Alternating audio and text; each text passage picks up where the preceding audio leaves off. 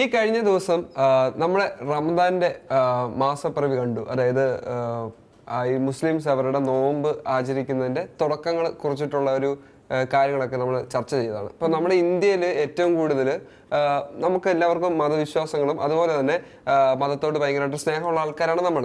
അതേസമയം നമുക്ക് നമ്മളായിട്ടുള്ള വിശ്വാസങ്ങളുണ്ട്, അത് ആചരിക്കാൻ നമുക്കുള്ള അവകാശങ്ങളുണ്ട്. അപ്പം പക്ഷേ നമ്മുടെ യു പിയിൽ യോഗി ആദിത്യനാഥ് സർക്കാർ ഭരിക്കുന്ന യു പിയിൽ അവരുടെ വിശ്വാസത്തെ ആചരിക്കാനുള്ള ഒരു അവകാശം അവർക്ക് കൊടുക്കുന്നില്ല. അതായത് കൊടുക്കുന്നില്ല എന്ന് പറയുന്നത് അവരുടെ പ്രാർത്ഥന ഉച്ചഭാഷണി സ്പീക്കർ ഉണ്ടല്ലോ, സ്പീക്കർ ഉപയോഗിച്ച് മുസ്ലിം പള്ളികളുടെ സ്പീക്കറുകളിൽ നിന്ന് അവരുടെ പ്രാർത്ഥന നന്നായിട്ട് നമുക്ക് കേൾക്കാൻ സാധിക്കും. നമ്മുടെ കേരളത്തിലാണെങ്കിൽ നമ്മളത് കേട്ടിട്ടുള്ളതാണ്.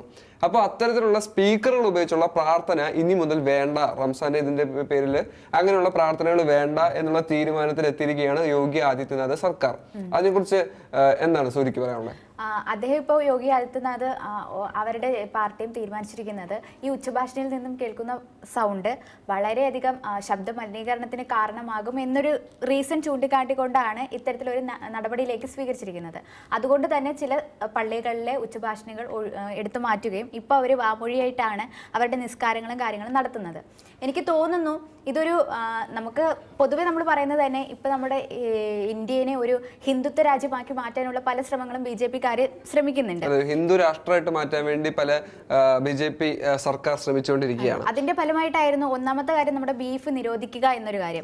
കാരണം കൂടുതലായിട്ട് മുസ്ലിങ്ങളാണ് ഈ ബീഫും അങ്ങനെയല്ല എങ്കിലും കൂടുതലായിട്ട് അവര് ഭക്ഷിക്കുന്നുണ്ട്. കേരളത്തിലാണെങ്കിൽ മുസ്ലിങ്ങളല്ല നമ്മളെല്ലാവരും തന്നെ ഹിന്ദുക്കളടക്കമുള്ളവർ ഈ ബീഫ് യൂസ് ചെയ്യുന്നത് നമുക്കറിയാം. അതൊരു മുസ്ലിങ്ങളാണ് കൂടുതൽ കഴിക്കുന്നത്, അല്ലെങ്കിൽ അതുകൊണ്ട് അത് കഴിക്കാൻ പാടില്ല, അങ്ങനത്തെ ഒരു നിയമങ്ങളൊക്കെ വന്നിട്ടുണ്ടായിരുന്നു.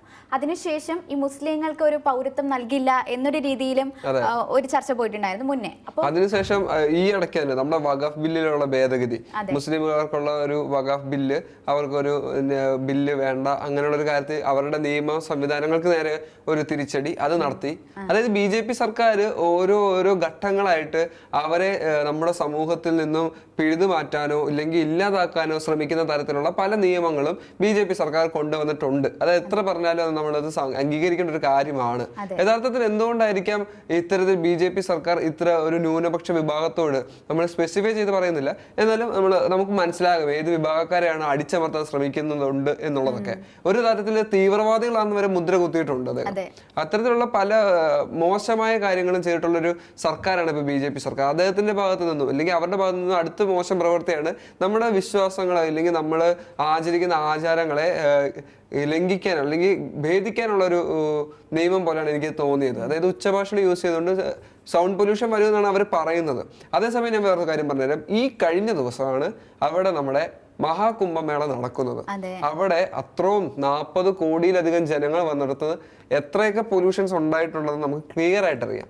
ആ നദിയിലുള്ള ജലമലിനീകരണമായാലും വായു ആയാലും ശബ്ദമായാലും എല്ലാ തരത്തിലുള്ള മലിനീകരണം അവിടെ രൂക്ഷമായ ഒരു സാഹചര്യമാണ്. അതായത് ഓരോ ചെറിയ കടകൾ വരെ സ്പീക്കർ ഉപയോഗിച്ചായിട്ടാണ് അവിടെ പ്രവർത്തിച്ചുകൊണ്ടിരുന്നത്. അതിന്റെ വിഷ്വൽസ് ഒക്കെ ഭയങ്കര ട്രെൻഡിങ് ആയിരുന്നു. അതുപോലെ തന്നെ അവിടെ നടന്ന അപകട മരണങ്ങളും അതെ വലിയ അപകടങ്ങളാണ്. നമ്മൾ റെയിൽവേ സിസ്റ്റത്തിൽ വരെ വലിയ അപകടം ഉണ്ടായിട്ടുണ്ട്.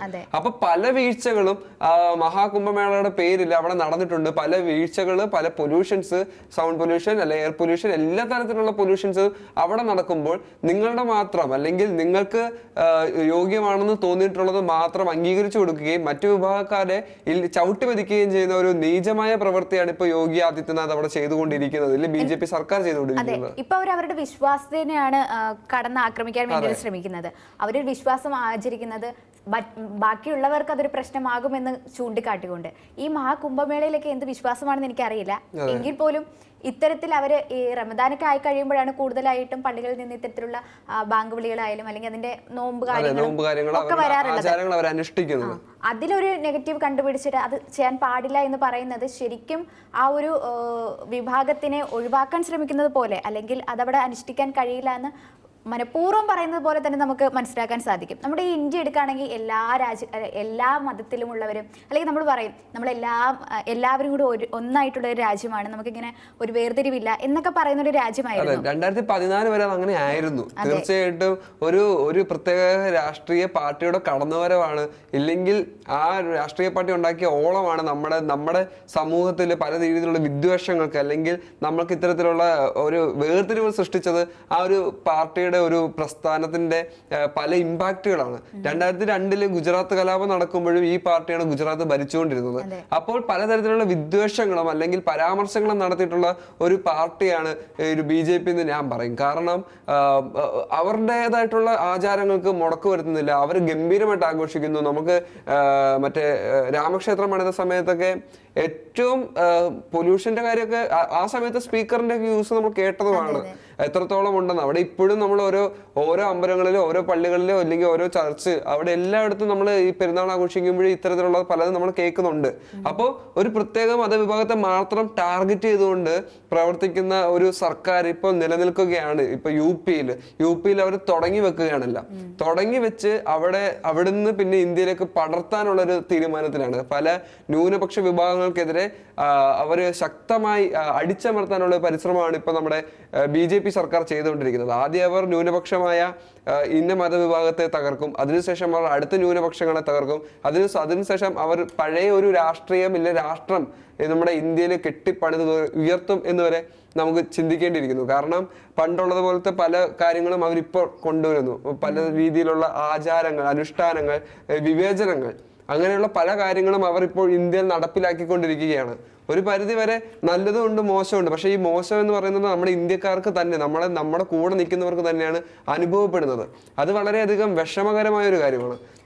ഇതൊക്കെ മനസ്സിലാക്കിയത് തന്നെ ആവണം നമ്മുടെ കേരളത്തിൽ അത്രത്തോളം അത് എഫക്റ്റ് ആയിട്ടില്ല, അത് ആവുകയുമില്ല എന്ന രീതിയിലുള്ള നമ്മുടെ കേരളത്തിലെ ആൾക്കാർ അതിൽ വലിയൊരു പങ്ക് വഹിക്കുന്നുണ്ട്. അവരാണെങ്കിൽ ഇതെല്ലാം മനസ്സിലാക്കിക്കൊണ്ട് തന്നെയാണ് കേരളത്തിലേക്ക് BJPക്ക് നോ എൻട്രി എന്ന രീതിയിലേക്ക് അവർ പ്രവർത്തിക്കുന്നത്.